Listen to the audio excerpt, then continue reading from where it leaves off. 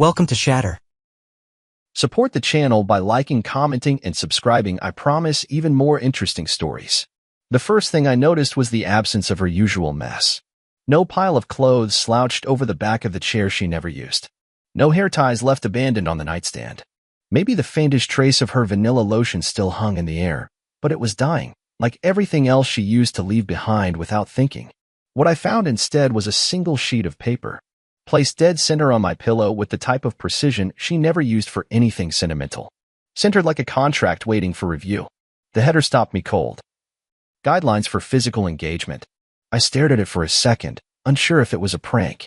Maybe she read some clickbait article about setting healthy boundaries and decided to make a joke of it. But the further I read, the less I felt like laughing. 13 rules. Each one written with sterile authority. Not a hint of warmth. No smiley face doodles like she used to leave in the margins of grocery lists. This wasn't a playful idea. This was legislation. Rule 1. All physical intimacy must be scheduled 48 hours in advance via a shared calendar. Rule 4. Kissing is allowed, but only when I am mentally prepared. I will inform you. Do not ask. Rule 8. No touching when I am asleep, half asleep, or not in the mood. Don't ask if I'm in the mood. Rule 13. Violation of these terms will result in a cooling-off period of no less than 14 days. 14 days. For a single misstep. At the bottom was her signature. Full name. Not the nickname she used when she left notes for me in the early days. This wasn't a love letter. It was a lease renewal, and I was the tenant under review. She walked in a few minutes later, still damp from the shower, towel around her body, hair dripping. She saw me holding the paper. "Oh, you found it," she said casually, like I'd discovered a grocery list. I asked, "Is this serious?" Her eyes darted up. "What do you mean?" "This list," I said. "These are rules."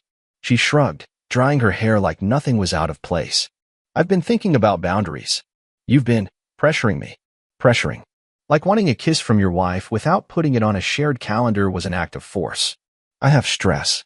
"A schedule," she added, still avoiding my eyes. "I can't perform on demand." "Perform?"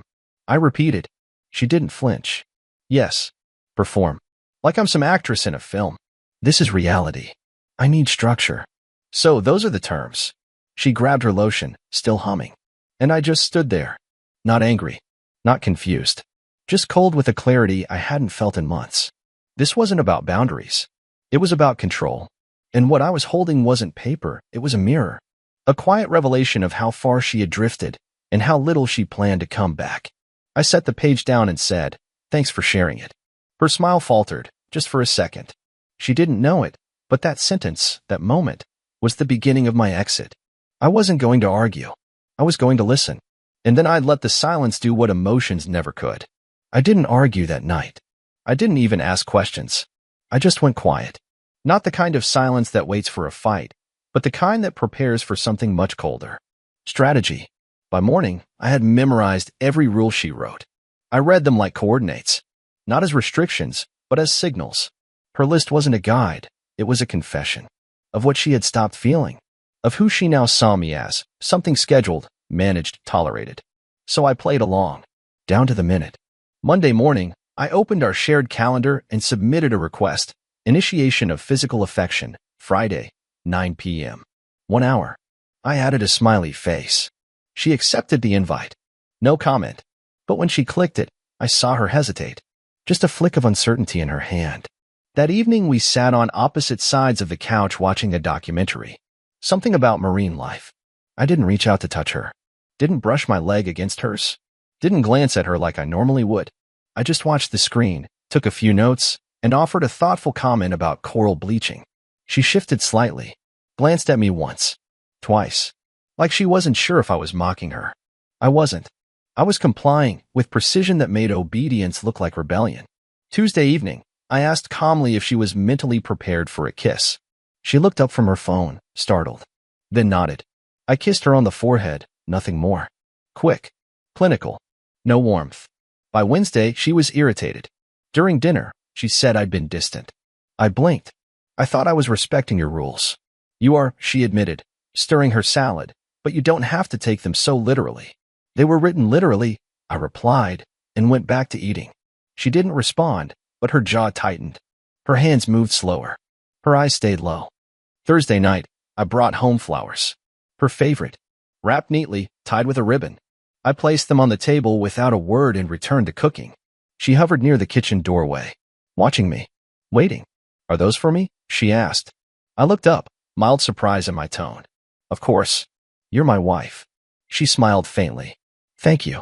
You're welcome, I said. I scheduled it. She tilted her head. Scheduled what? The gesture. Non-physical affection. Spontaneous, but pre-approved. Her smile didn't reach her eyes after that. She had built a fortress of boundaries. And now I was walking its halls, following every posted rule like a tourist. No resistance. No demands. And it scared her more than any fight ever had. Because the moment you weaponize distance, you forget one thing. Distance works both ways. By Friday morning, I was done pretending I didn't see the cracks. I wasn't looking for a fight. I wasn't hoping for an apology. I was watching the performance. Closely. Frame by frame. Waiting for the scene to slip.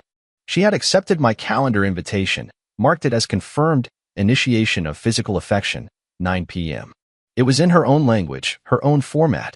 She had no idea I was tracing her steps back through her logic. And now, her logic would turn against her. At 7:30, I set the mood exactly as she used to like it. Candles. Soft lighting. That playlist she used to play during wine nights. The same wine, same glasses. I remembered everything. Not because I missed her, but because I needed her to see the mirror. When she entered the room, something had shifted. She wore a new outfit, subtle, but chosen. Her voice softened. Her posture looser than it had been all week. She was recalibrating, sensing that the script had changed. Hey, she said, almost tender. I returned the tone. Hey. She sat on the edge of the bed, fingers toying with the fabric. Nervous. And I just watched her. Not with affection. Not even judgment. Just awareness. This wasn't intimacy. This was an arrangement. And arrangements have terms. I pulled out my phone. Opened the calendar. I'm rescheduling, I said. She blinked. What? Not mentally prepared, I said. Rule 3. Consent can be withdrawn at any time. Her mouth opened slightly. She didn't know what to say. She had been so confident in her control, so certain I'd either rebel or fold. She never expected me to absorb and reflect. You're weaponizing the rules, she said finally. I'm following them. That silence after stung more than shouting. Because in that moment, she realized something critical. This wasn't rebellion. This was full compliance. And compliance without emotion is the cruelest response to someone trying to dominate you through distance. I left the room without ceremony. Slept on the couch.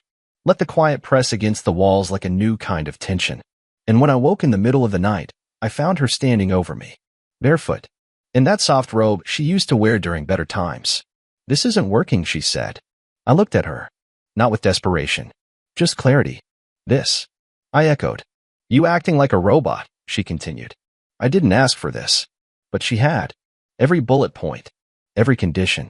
She thought rules would protect her from vulnerability. What she never expected was what would happen when I followed them too well. That weekend, I started paying closer attention.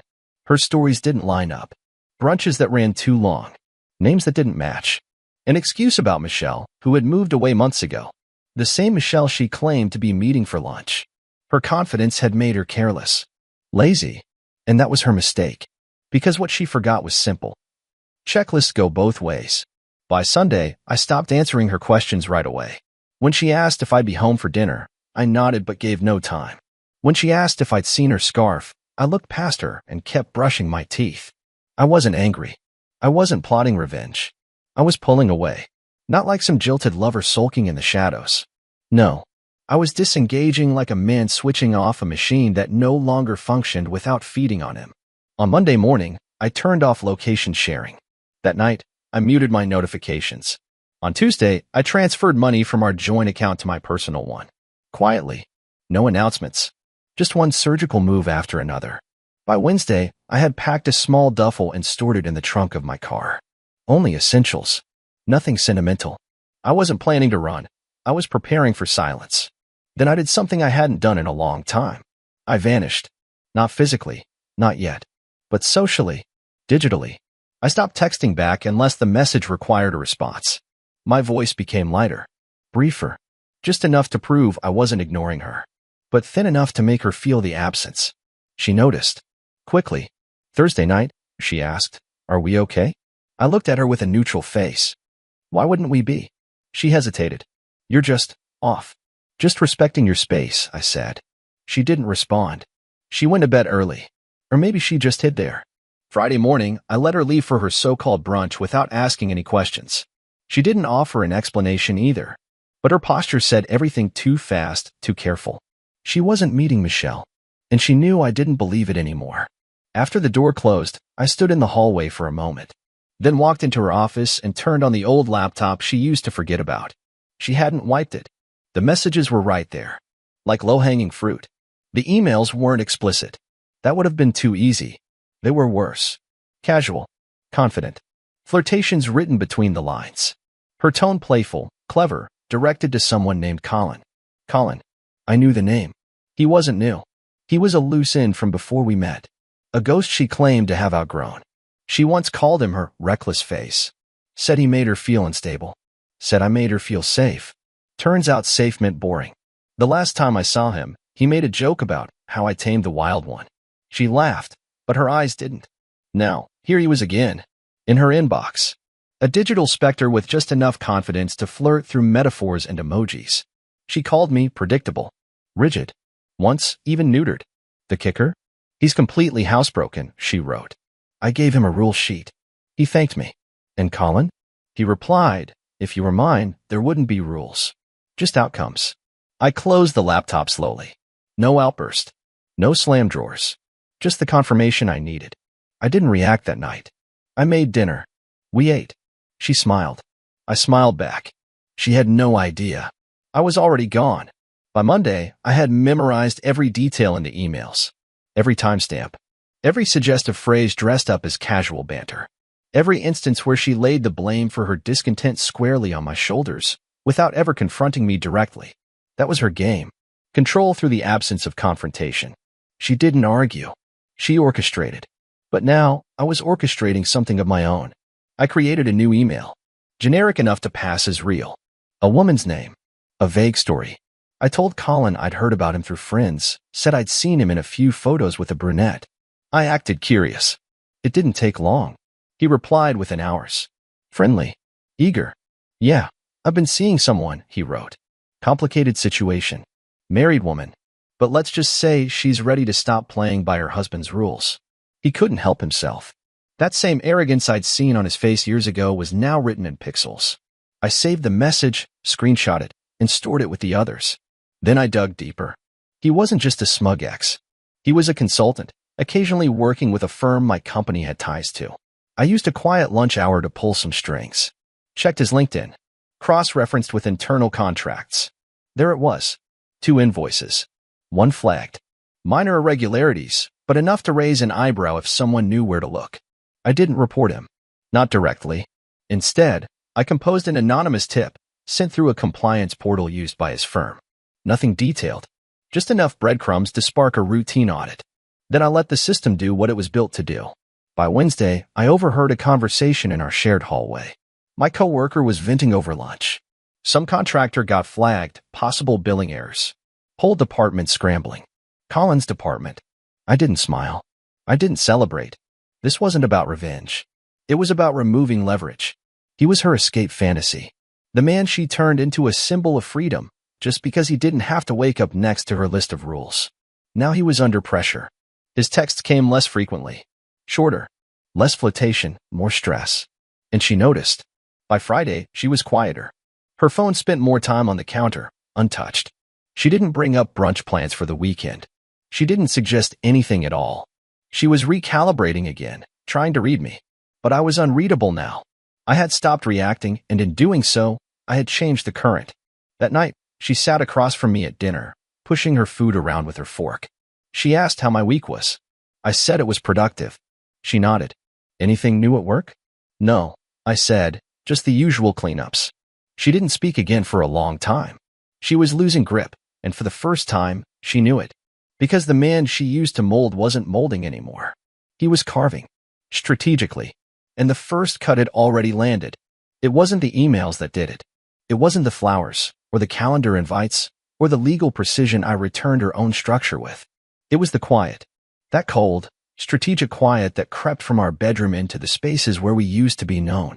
Because she hadn't just miscalculated me. She'd forgotten how visible she was. The cracks weren't just private anymore. They were showing in public. It began at her sister's birthday dinner.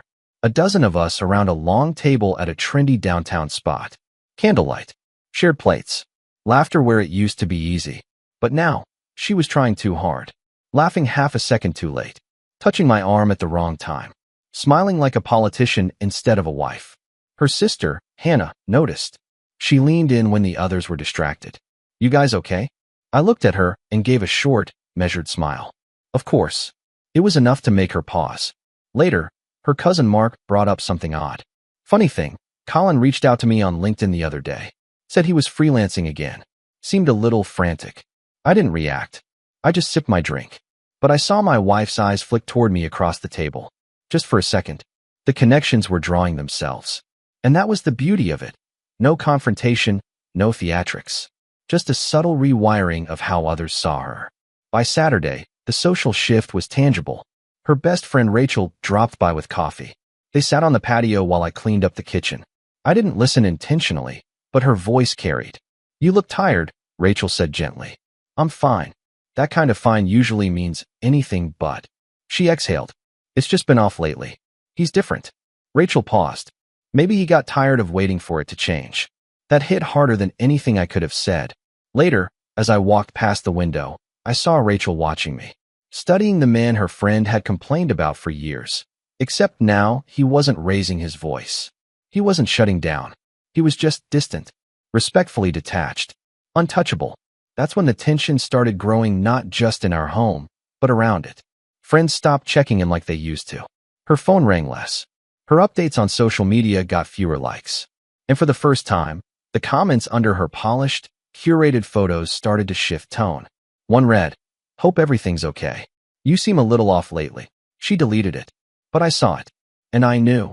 She was slipping, and people were beginning to see the edges she tried to polish into perfection. This wasn't revenge. It was gravity. And it was pulling her out of orbit. Because once the social current turns, no rule sheet can hold it back. By the end of the second week, the energy in the house changed completely. It wasn't tense. It wasn't angry. It was something worse. Vacant. Like a home staged for a showing. Every object in its place, but lifeless. She still went through the motions. Meals, laundry, the occasional question about work, but the tone was off. Each word from her mouth felt rehearsed, like she was trying to remember how to sound normal. But I wasn't giving her a script to follow anymore. I stopped asking about her day. I stopped reaching for her hand during TV shows. I no longer initiated anything. Not affection, not conversation, not conflict. The version of me she used to depend on for emotional initiation had simply gone quiet. Not bitter, just quiet. And it was that silence that exposed everything. She tried a few things, small at first. Left a note in my bag one morning. Something she hadn't done in years. "Have a good day," it said, with a tiny heart drawn at the bottom. I read it, folded it, put it in my drawer without comment. She made my favorite dinner one evening. Fajitas, guacamole with just the right lime. I thanked her, ate it, cleaned up, then went to the guest room. She didn't follow me. The next day, she tried physical touch again. A hand on my arm in the kitchen, a brush of her leg under the table. I nodded, politely moved away, gave no heat back. She was trying to test where the walls were now, and discovering they weren't where she left them. At one point, she stayed in the living room late, long after I'd gone to bed. I heard the sound of the TV still playing when I got up for water at 2 a.m. But when I walked past, she wasn't watching it. She was just staring at the black screen, remote in her hand, the reflection of her own face looking back. I didn't say anything. I just went back upstairs. She called her sister the next day, loud enough for me to hear parts of the conversation. Her voice cracked once. She was trying to get clarity, or sympathy, but the only thing I heard clearly was her saying, "I don't know who he is anymore." That line sat with me, because she was right. The man who used to bend, explain, comfort, he was gone. Now there was someone else in his place. Someone colder, calmer, focused, and it left her alone in a way she hadn't planned for. Because she didn't just lose connection. She lost power. I wasn't giving her a reason to cry, or fight, or plead, just the slow erosion of access. That's the difference between pain and distance. Pain wants to heal. Distance just leaves a vacuum. And in that vacuum, her reflection grew sharper every day. A version of herself she could no longer explain away. The moment finally came on a Sunday evening, one of those quiet hours when the house feels like it's holding its breath. The sky outside was bruised with twilight, and I was sitting at the dining table, reading, the way I often did now. No noise. No music. Just stillness. She walked in slowly, barefoot, carrying 2 mugs. Coffee, though it was too late for it to matter. I didn't reach for mine. She placed it beside me anyway, standing over me longer than necessary, like she was waiting for a signal. I didn't give one. "I want to talk," she said finally.